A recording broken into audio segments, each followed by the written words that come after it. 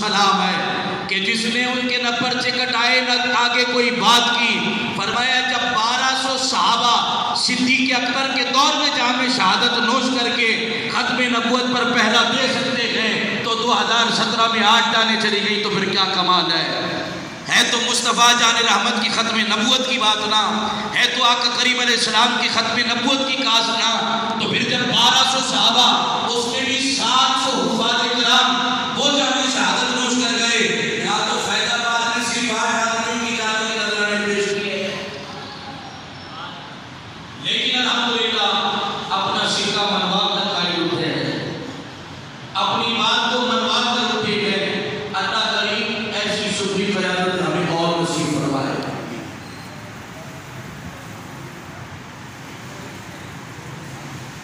بات کو مزید وضاحت کے ساتھ اور آگے بڑھاؤں تو دو نے ساتھ نہیں دیا لیکن ان کے دیگر احباب تھے وہ اس میں شامل تھے اور خود لبرل لوگ جو تھے وہ اس میں شامل تھے.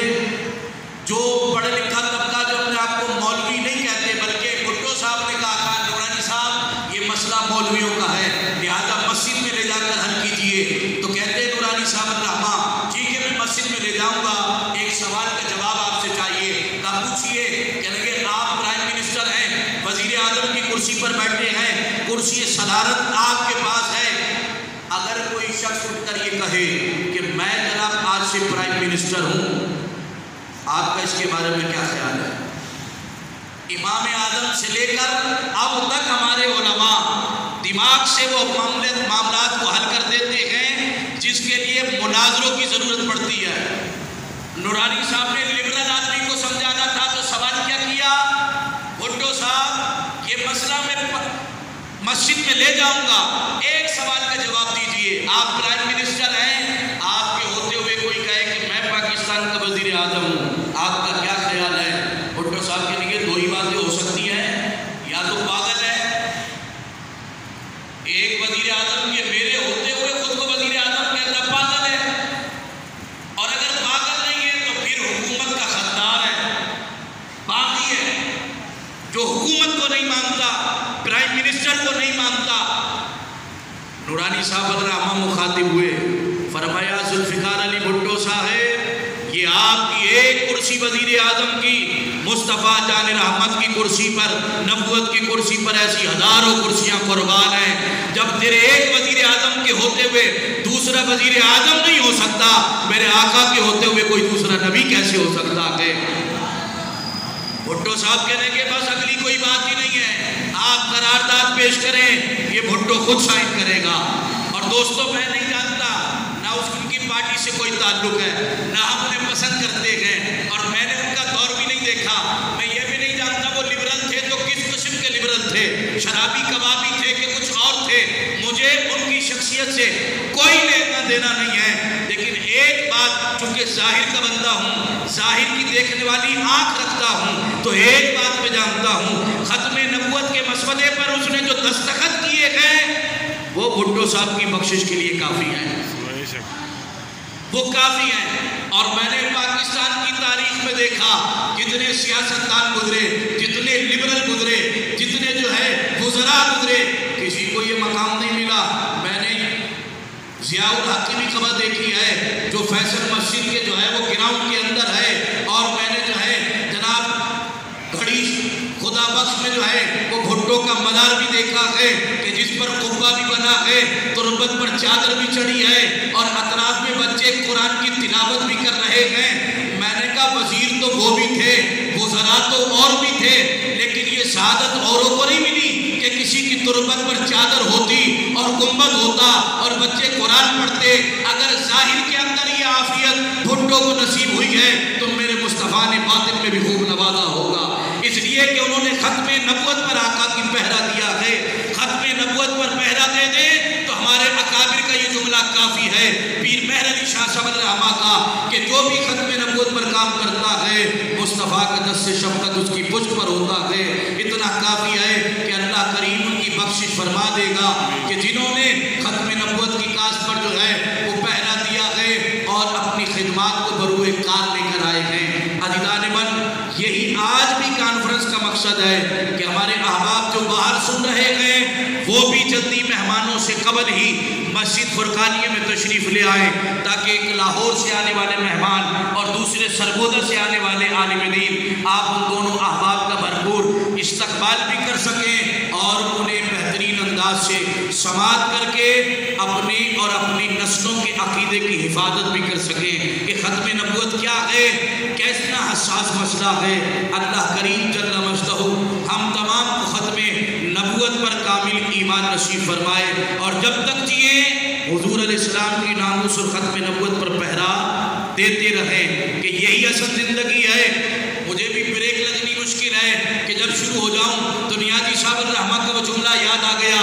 نیازی صاحب الرحمہ 7 دن کے اندر اندر جب جیل سے باہر آ گئے اور آپ کو سزائے موت سنائی گئی تھی، اس وقت میں لوگوں نے صحابی نے پوچھا اتنا لعین شہیم آدمی کہ اگر دیکھنا شروع کرے تو دیکھتے چلے جائیں، 6 فٹ کا قد ہے، اس کے بعد اوپر امامے کا 1 فٹ کا ترہ بھی ہے۔ لوگ نیازی صاحب کے ترے سے حاسدین حسد بھی کرتے تھے۔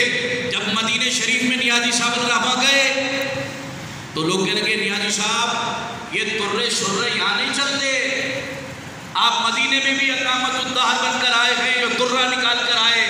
نیازی صاحب کہنے لگے بیٹے یہ تمہارا ترہ نہیں، یہ ترہ بھی نیازی صاحب کا ترہ ہے۔ فرمایا پھر کہنے لگے جب نیازی بارگاہ مصطفیٰ میں سر جھکاتا ہے تو سلامی کو یہ ترہ مصطفیٰ کی بارگاہ میں پہلے جھکتا ہے۔ کہا یہ نیازی کا ترہ ہے تمہارا نہیں۔ وہ نیازی صاحب رحمت اللہ علیہ لوگ دیکھنا شروع کریں تو اتنی قدابر شخصیت کے دیکھتے رہ جائیں۔ صحابی نے پوچھا حضور آپ کی عمر کتنی ہے؟ کہنے کہ یہی کچھ 6 راتیں 7 دن۔ فرمایا مذاق کرتے گئے، اتنے لعین شہیم اور بزرگ آدمی سفید ریش اور کہتے 6 راتیں 7 دن۔ فرمایا آپ کی عمر تو کئی زیادہ لگتی ہے۔ نیازی صاحب الرحمہ کہنے کہ خدا کی قسم باقی عمر جو گزری اس کا تو کوئی پتہ نہیں، لیکن یہ 6 راتیں اور 7 دن جو سزائے موت پا کر ختم نبوت کی کاشت پر کال کوٹری کے اندر گزرے، کہنے کہ خدا کی قسم بس اصل زندگی یہی ہے۔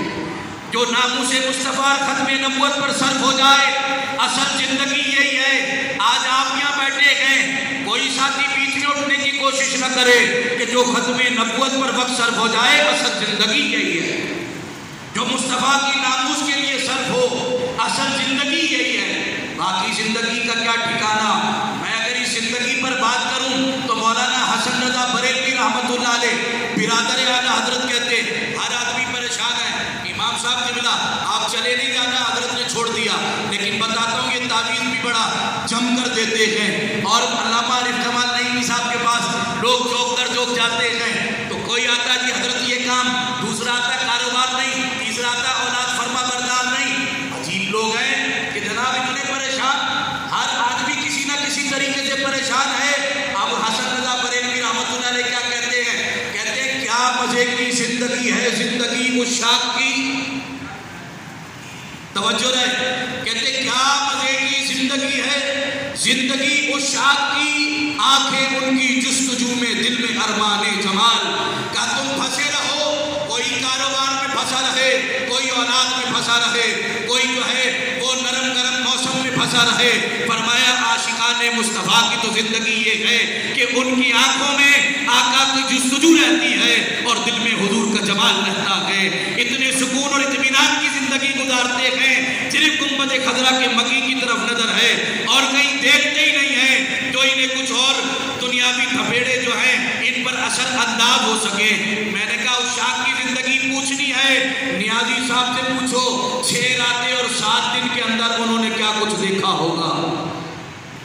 عشاق کی زندگی پوچھنی ہے تو کفایت علی کافی رحمت اللہ علیہ سے پوچھئے، جنہوں نے علامہ فضل حق خیر آبادی رحمت اللہ علیہ کے دور کے اندر اس سنی عالم دین کو پھانسی کی سزا ہو گئی، استریاں جلا جلا کر جسموں پر لگائی گئی، پھر اس میں مرچی اور نمک بھر دیا گیا، اتنی اذیت دی گئی، اور پھر جب تختہ دار پر لے جانے لگے تو جیلر پیچھے رہ گیا اور سید کفایت علی کافی آگے بڑھ گئے۔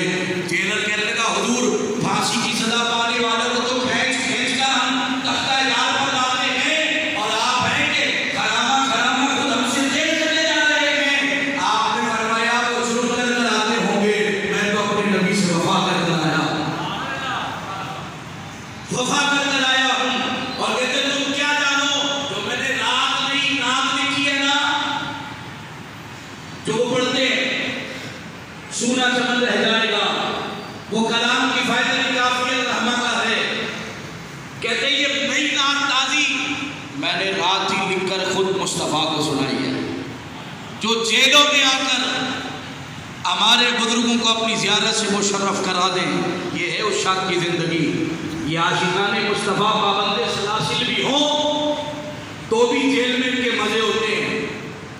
جیلر سمجھتا ہے کہ شاید ان کا حال بھی اوروں کی طرح ہوگا، اسے کیا معلوم یہ رسول اللہ کے عشق کی گھٹی پی کر مخمور ہیں، آقا کے عشق کی شراب پی کر یہ احباب مست و بے خود ہیں کہ نیازی صاحب الرحمہ کو جیلر نے جو ہے وہ پجامہ دیا اور اس میں کمر بند بھی نہیں، فرمایا یہ کیوں نہیں دیتے؟ کہا اس لیے نہیں دیتے کہ موت سے پہلے پھانسی لٹکا کر حرام موت نہ مر جائے۔ اسے سزائے موت تو سنا دی گئی ہے، ہر دن چوں پھانسی کے قریب ہوتا ہے ہر دن اس کی موت ہوتی ہے، تو خوف سے لوگ لٹک جاتے ہیں۔ کہا اس لیے نہیں دیا۔ نیازی صاحب مسکرانے لگے، فرمایا کتنے بے وقوف ہیں، شہادت چھوڑ کر حرام موت مرے وہ بھی نیازی۔ ان کا خیال کیا ہے، ان کا گمان کیا ہے کہ مجھے تو شہادت ملنے والی ہے، تختہ دار پہ جا کر یہ سمجھتے ہیں کہ نیازی جو ہے وہ کمر بند سے لٹک کر پنکھے سے کمر بند کے ذریعے وہ حرام موت مرے گا۔ فرمایا ان کی خام خیالی ہے۔ جیلر کو بلایا، کہا یہ مجھے پورا نہیں آتا ہے۔ کہا حضرت 2 دن بعد آ جائے گا، اچھے کمزور ہو جاتے ہیں موت کے خوف سے، پیلے پھک پڑ جاتے ہیں۔ نیازی صاحب کہنے کے قبلہ وہ جرم کر کر آتے ہوں گے، نیازی کی صحت پہ کوئی فرق نہیں پڑنا، یہ اپنے نبی سے وفا کر کے آیا ہے۔ یہ ختم نبوت کی تحریک کے اندر مصطفیٰ جان رحمت کی ختم نبوت پر پہرا دے کر آیا ہے۔